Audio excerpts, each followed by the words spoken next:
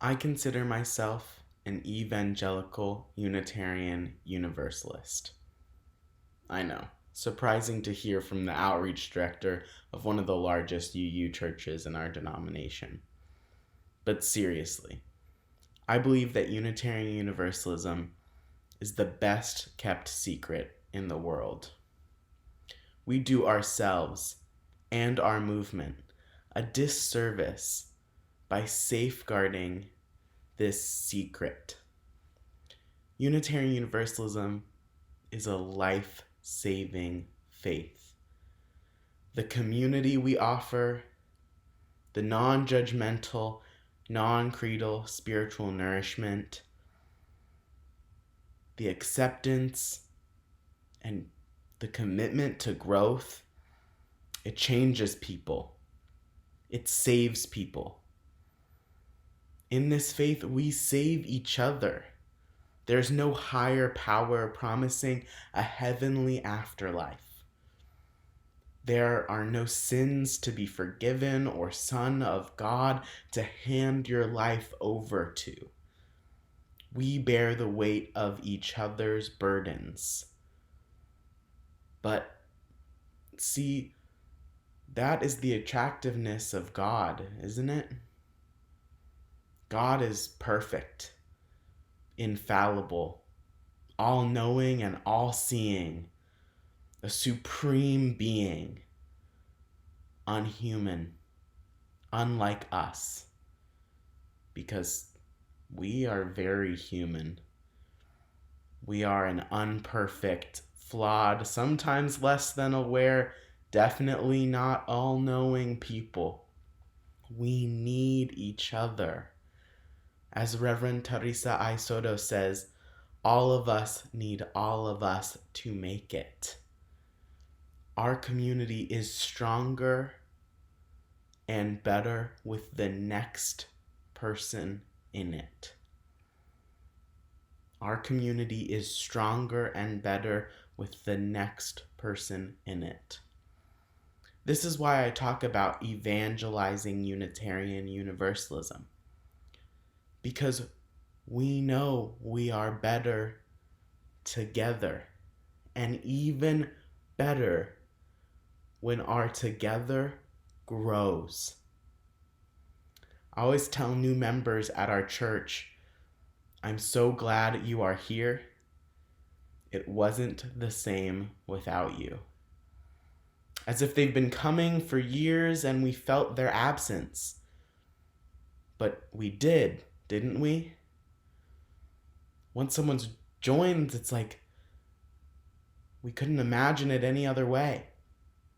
And it should be like that, because we are better with the next person. And this is not to discount who is in the room today. It's a way to honor our tradition of being aware of who came before, who's here now, and who comes after. Our series this month is on sacrifice. From the unwilling sacrifice we make in our daily lives as participants in capitalism, to the loving sacrifices we make as parents or caregivers, sacrifice is part of our everyday lives. And it is part of our life in our faith as well. Not only does it show up in our 6 sources, where you can find many stories of sacrifice, but in how our faith calls us to be in the world, to be agents of change, to be safe houses for our siblings in need, to stretch beyond our comfort zones and grow spiritually, emotionally, relationally. Part of this work is learning to be proud of our faith. Part of this work. And to claim and to be claimed by Unitarian Universalism. To live your faith out in the world. Now, I'm going to say something kind of controversial here. Chalice necklaces and tote bags are not enough. Doing the work of living Unitarian Universalism out into the world is not a chalice necklace.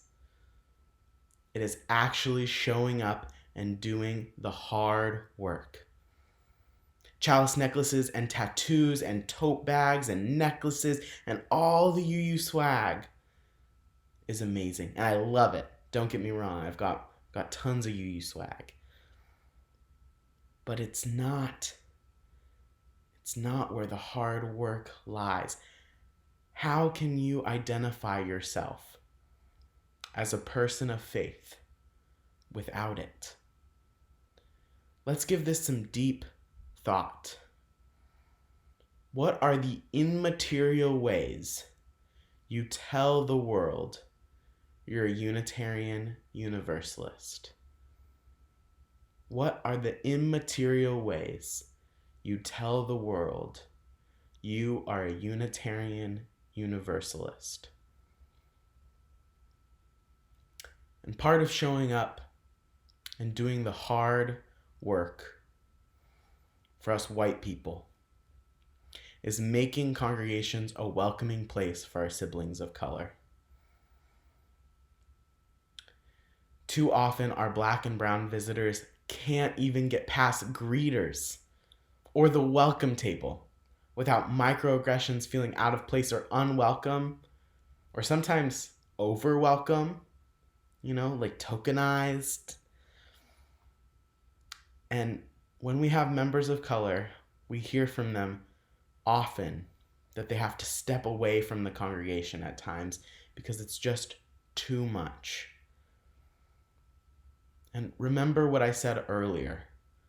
Our community is stronger and better with the next person in it.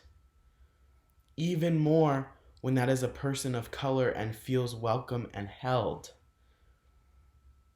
This is our work to do, white people. It is our sacrifices to make, sacrificing our comfort, our time, our energy, sacrificing power to draw the circles wider. I'd now like to welcome Atina O'Danner to read her piece, A Normal Conversation About Attending UU Churches, from her book, Incantations for Rest, Poems, Meditations, and Other Magic. It speaks to the heart of this. Look, damage has been done. Sometimes I slip through unhealed cuts and for a while slip away. 17 years, and one person asked me, "Aren't you tired?" When I'm tired is when I stop coming and then they don't see me. Because if I don't see myself, why keep looking at a mirror that doesn't reflect? That time those white people heard their white UU minister tell his congregation they need not fear Black Lives Matter activists because they do not threaten violence in the same way as Malcolm X. I know. Did anyone comprehend how terribly wrong that went? If we pass out and die from sheer exhaustion at coffee hour, will anyone realize that the entropic slide into violence was theirs to embrace or avoid? They don't even notice we left until they need some representation. Find that they have come up short. They'll be looking for brown faces the way you look for loose change. They'll be like, wasn't there? Didn't we have? I can't remember her name, but she was here for some time, knowing full well you never even asked my name. Then they'll say something like, our community isn't for the faint of heart. Chuckle, chuckle, self-congratulatory chuckle.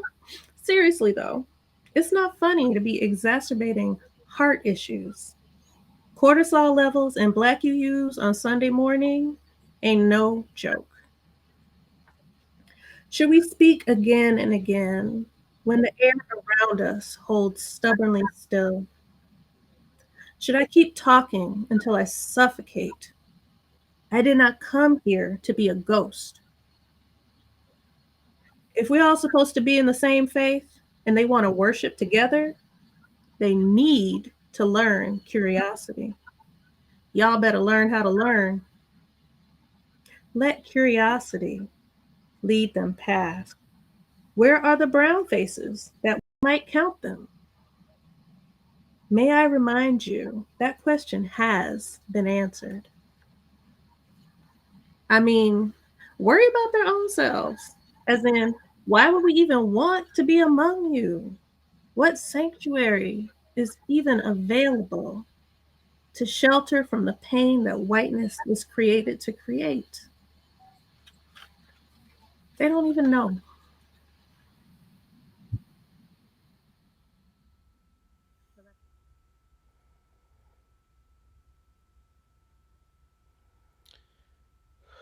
Thank you, Atina, for those powerful words. We have to learn how to learn, leaning into curiosity. This is our critical work as white people. This has to be done to create a more welcoming, inclusive, pro-Black, anti-racist faith. And we will do this work flawed. We will do this work as humans. But it is divine work. It is holy work, godly work. And there is no one else to do it. And what better way to show the world you are a Unitarian Universalist than a commitment to anti-racism? What better way to claim your faith than to make it better for the next person? My charge to you today is twofold. First, hold in your heart an understanding that Unitarian Universalism saves lives, and that everyone deserves to experience the power of our faith. Be a force that shares that power with the world. Second, to evangelize Unitarian Universalism, we can be proud and be welcome to welcome all. Us white people need to do hard but crucial work. We need to confront white supremacy in ourselves and our institutions. We cannot go out there and evangelize a Unitarian Universalism if we're not doing that work at home, in our congregations, in our communities, in our institutions. Let's create a Unitarian Universalism we are proud of and share it loudly with the world. Blessed be.